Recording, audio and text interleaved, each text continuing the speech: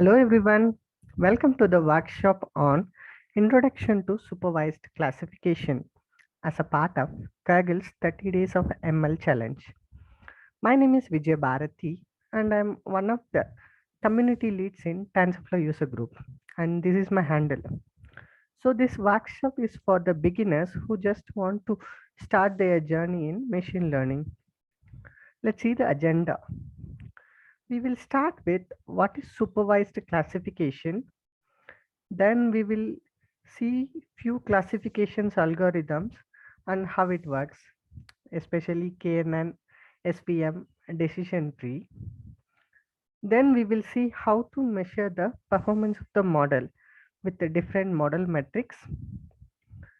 Then a quick overview on ensemble methods for classification. Finally, we'll see how we are implementing all the above using Python programming in a notebook for sample dataset. Okay, what is supervised classification? To know that, let's go step by step. We all know what is machine learning. There are different definitions like machine learn from the data or ability to learn without being explicitly programmed, and machine can learn automatically and it can improve from the experience. So based on the type of data available, we have few major classifications. Let's understand the difference between supervised and unsupervised machine learning. Supervised machine learning is a way where machine is learned under the guidance. Teacher and student analogy is a commonly used analogy to understand how supervised machine learning works. So here we are providing the labeled data to the machine by explicitly telling them what is the input and what is the output. But in case of unsupervised machine learning, machines are fed with unlabeled data where machine have to find the hidden patterns in it to make the predictions in the output. Similarly, we have a reinforcement learning as well, where we don't have the past data. So it works on hit and trial concept, where model will learn from the live experience by getting rewards and punishments. It's usually called intelligent systems. Let's try to understand the difference between regression and classification problems in supervised machine learning. So regression is a form of predictive modeling techniques. So there are a few independent and dependent variables using which we are going to predict the unknown value. Example, trend forecasting. Classification is a process of categorizing the given set of data into multiple classes. So it can be performed on both structured and unstructured data. Unstructured data, what I mean, we can have the images as well. So here the classes are often referred as a targets, labels and categories. Example, whether we have a disease or not, that kind of a decision can be made using a classification problem. Okay, now what is supervised classification? We just have seen what is supervised machine learning and what is classification. Yes, supervised classification is supervised machine learning with classification, where we are actually training the machine with the labeled data and we are expecting machine to classify the unseen data or the live data. So spam filter that we are using as part of our mailbox is a good example for a supervised classification. So it learns from the data whatever we are feeding, which we are marking it as a spam, and the future mails will be automatically categorized as a spam. All right, let's see some of the classification algorithms. We just have seen what is classification algorithms. There are a few types as well. So the ultimate aim of classification model or an algorithm is to draw some conclusions from the input value in order to predict the output class. So if we want to predict the output class is only two class. We usually call it as a binary classification where there is only two possible outcomes. So example, gender can be male or a female.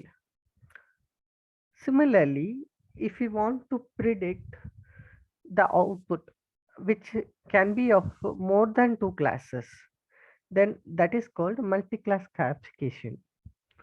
But in the multi-class classification also, the input, whatever we are training, that will have only one label, and output that we can predict with the number of classes, whatever we trained. There is something like multi-label classification where the output itself will have more than one target labels. Example here, if you are giving a news, then it will be classifying that as a news of a sport and about a person and about the specific location at the same time. So we will be getting multiple labels as a class in our output. These are all the some majorly used classification algorithms, and we'll see few of them as a part of this. K nearest neighbors. This is a very basic algorithm used in classification. So this works on similar things exist in a close proximity. In other words, the similar things with the similar properties will usually near to each other. So based on this, it's working. So how it's trying to find out the distance between the multiple existing data points that are plotted in n-dimensional space. And if you are going to find out a data point class, we have to put it in the space, and it's trying to find out the distance between all the other data points in the same space. And based on that, it's picking the samples or the specified number of samples, which is called k. So that many number of closest data points it will pick, then it will vote whichever having the lowest distance. Based on that, it will come to know that the output will be belonging to the specified class. So these are all the few algorithms that are being used. I mean, the formulas being used to calculate the distance between the data points. Usually we are using Euclidean, Manhattan, or Minkowski. So this GIF image is easily explains how it works.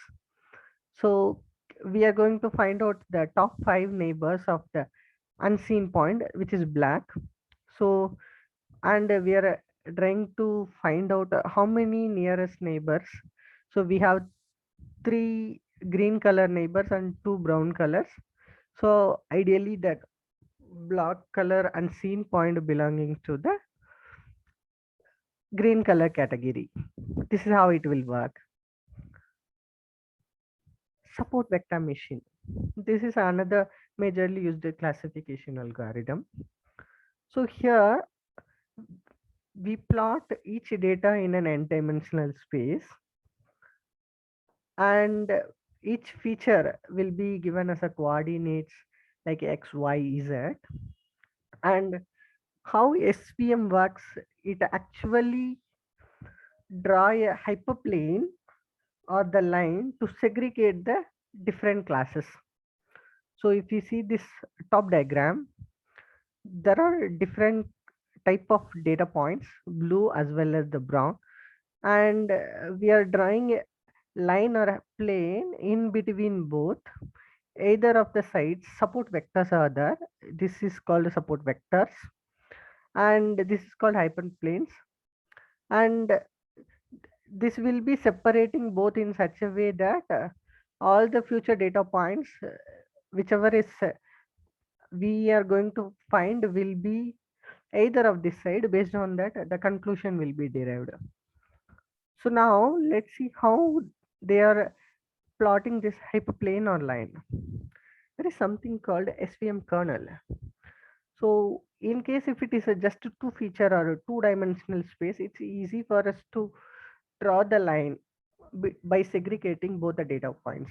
But in case we have more number of features, then this is a function actually which takes the low dimensional input into a high dimensional space. It actually project it like shown in this image.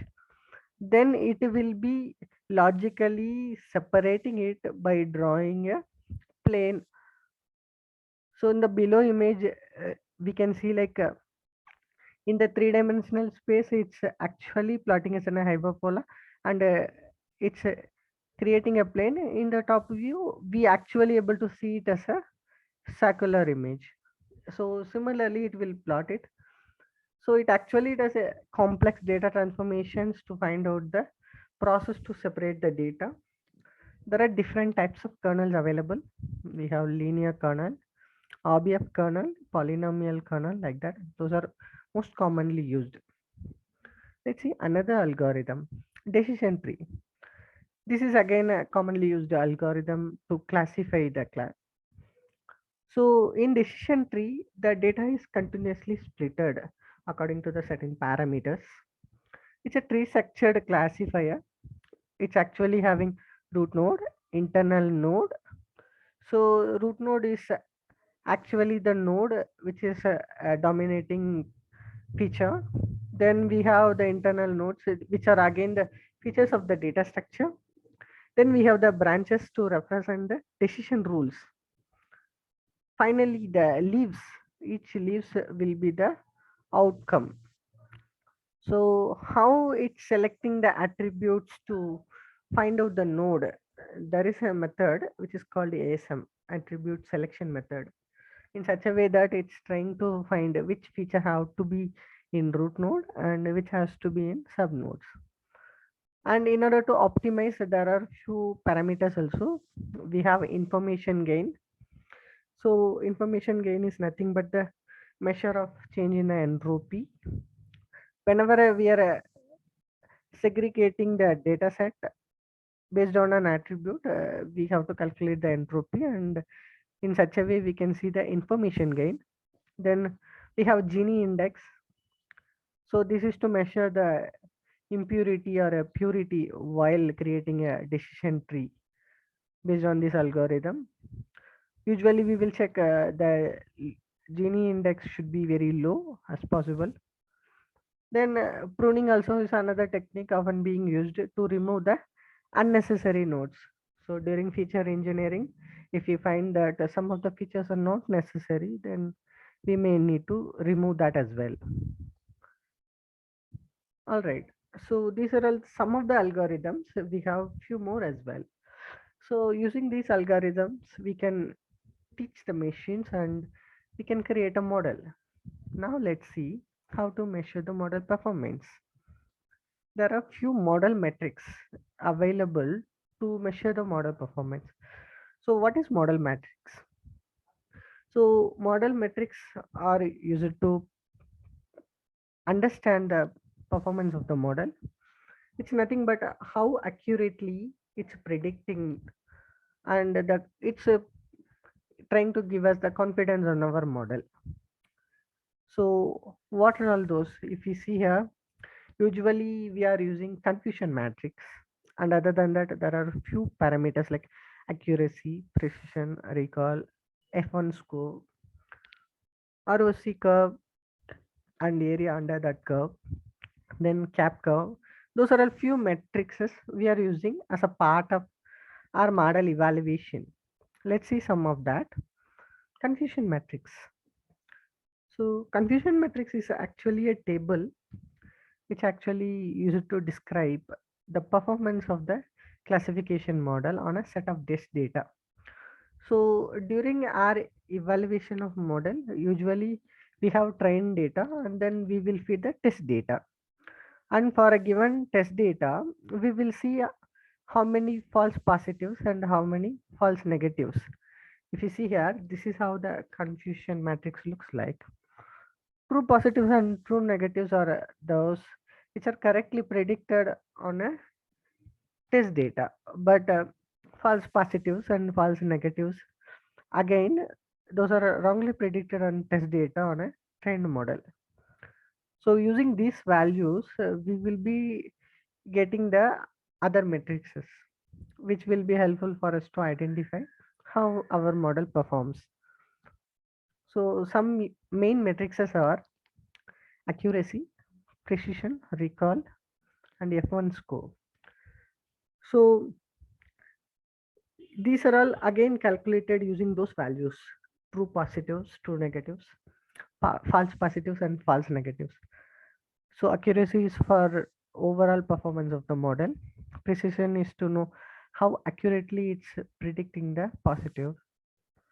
Recall is to check the converge on the positive samples. Similarly, specificity for the negative samples.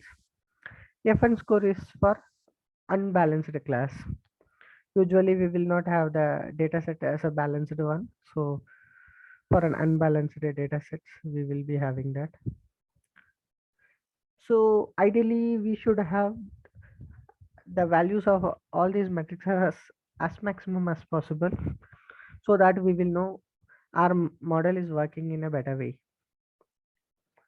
Then the next one is ROC, which is called a receiver operating curve, and area under the curve.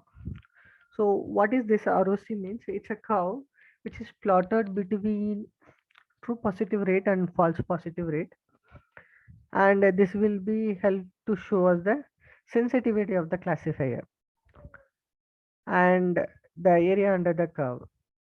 This is how it will looks like. So ROC is a curve, and AUC is the one which we are plotting. So what we will do, the more the area under the curve will show the better model. So this is the side view and this is the front view. So expected and actual will be more or less equal if the area under the curve is high. That is again based on this formula. The value we got from the confusion matrix, we will be calculating it. Other than that, we have bias and variance. So what is bias? Bias is actually the difference between the expected prediction and the value that we are predicting for a given data. So we may expect the model to predict the set of data into true, but it's predicting as false. The difference is actually called a bias. Similarly, we have something called variance. So variance is the variability of the model prediction for the given data points. So both are opposite to each other actually.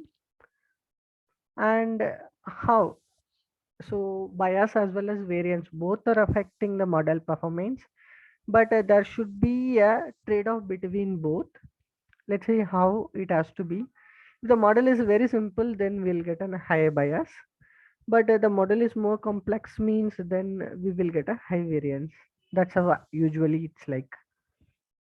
So effects of the bias and variance. Underfitting.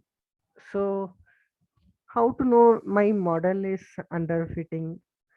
If you are getting high training error and comparing to the testing error, it's a really high means, then I'll come to know it's underfitting. Then bias also will be very high. Then if my training error and the testing error is more or less similar, then my model is working good. I don't need to do anything much. But in case my training error is lower, but my testing error is higher, then we will be having high variance. Then I can see like my model is overfitting. So complex models may be overfitting. So how to rectify it? So For the underfitting, we can complexify the model. We can change the type of the algorithms. We can add more features and we can do more training. In order to reduce the overfitting, we can regularize the model again to reduce the complexity, or we can get the more data. Then ensemble methods for classification. So I know we are all learning ensemble methods even as a part of our second week of Kaggle's 30 days challenge. I'll just give an overview of it. What is ensemble methods? So ensemble method is a way of combining several supervised learning models. So they are actually trained individually. Then finally, their results are being merged in different ways to have a final prediction. Why we are doing that? So the result, whichever we are predicting using ensemble, is having higher predictive power than an individual algorithm. So it's a way of improving the performance of our model. So it's just we are combining the weak models and to improve the accuracy by reducing the bias as well as the variance of the model. There are different types of ensemble techniques: bagging, boosting, stacking, and we have blending also. Let's see bagging, boosting, and stacking what it is. Bagging. So bagging, what we are doing, we are training n different weak models, usually of same algorithm. Then we are getting the results of each weak model and we are performing voting. Based on the voting, we will be getting the final or the very good model, whichever we want to use it. So bagging actually used for reducing the variance. This is a simplified view of bagging. So different set of data for a same model trained individually. Finally, we are getting the results and we are doing the voting. Based on that, the final model will be selected. Then comes to the boosting. So in boosting also we have in different weak models of same type, and the models are trained with the complete data set in a sequential way. But whichever the wrongly predicted data from the previous model, it will be further passed to the next model by giving some weightages. So I'll show the diagram. This is the block diagram. Example, complete data set trained with the model number 1. There will be few which are wrongly predicted. That alone will be further sent to the model 2. Similarly, it will further send to the model 3 by updating the weightages. Then finally, we will have the output from each of the model, and we will have the weighted voting. Based on that, the very good model will be selected. This is the simplified view. Initially, we are training with the data set. We will get a model output. Then whichever the output in that which are all not predicted correctly, that will form a new data set that will be fed into the another model, and similarly it will go until it's feel good. All the batch will be collected and then feed. Finally, we will get a better model. It's called boosting. Then there is something called stocking. In stocking, we will be using different models actually. There we are using the same type of algorithms, n number of models. Here are different types of algorithms. So there will be a kind of two models. One is called a meta model. Let me show that block diagram. So weak learners here and the meta model here. So weak learners are trained using the data, then they will be training the meta learner. Furthermore, all the models together will form a meta model that will be our final model. I think this diagram will be very simple. So same data will be fed into different algorithms, KNN, decision tree, SVM. Then together will form a meta model. there we will get the final model for our purpose. This is called stocking. Let's see some demo using all these concepts. So I have taken a data set which is called the data set. It's a data. Actually taken from the stats model, and this actually trying to predict whether they are having affair after marriage or not based on n number of parameters. This is a very simple and small data set which is having 9 different columns.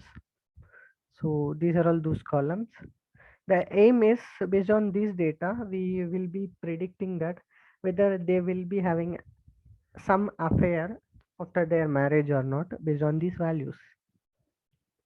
So these are all some libraries that I have imported already.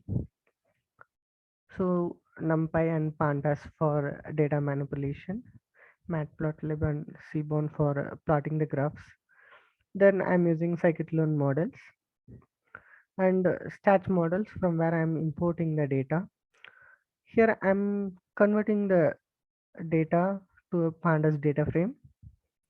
I'm describing and seeing the overview of my data. I have around 6,000 data points.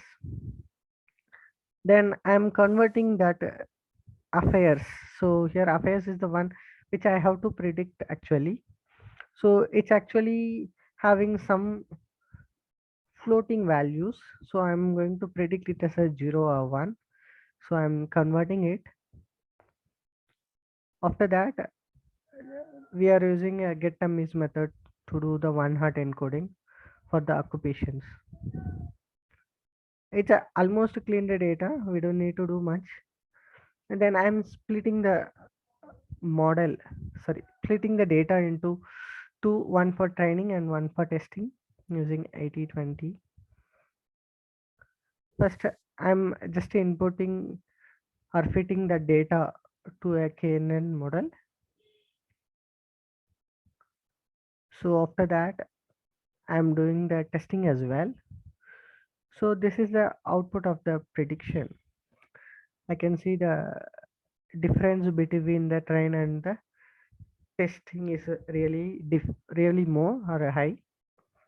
These are all the classification report where I can see the precision, recall, F1 score for a different classes. It's actually doing better for the class 0 but not doing better for the class 1. So we have to draw the confusion matrix as well as the graph. It's a simple function that we have written. Then this is a confusion matrix. So false positives and false negatives are actually high. Similarly, if you see the ROC curve, again it's effective only till 0.68. Let's do the same thing for the support vector machine. So first I used the linear kernel and the prediction after training and testing. These are all the scores. Here the performance is something better than that of the previous one, that is KNN. And train and test prediction score also more or less same or closer to that. So ROC curve is drawn and the area under the curve is 0.76. The same we are trying for the RBF also. So this is nothing, I'm just using the libraries whatever there, and I'm just changing the same parameters for all the classification report, confusion matrix as well as ROC. The ultimate aim is just to compare the performance of the different models. So this is the confusion matrix. Again, I can see the type 1 error is more than that of type 2 error. Then this as well, training as well as testing score is more or less same or closer to each other, and ROC value same like 0.76. Then decision tree classifier. With respect to that, there are two ways. One is we can give the default parameters like depth features, or we can use the randomized search grid CV to get the values. Based on that, we can again train the model.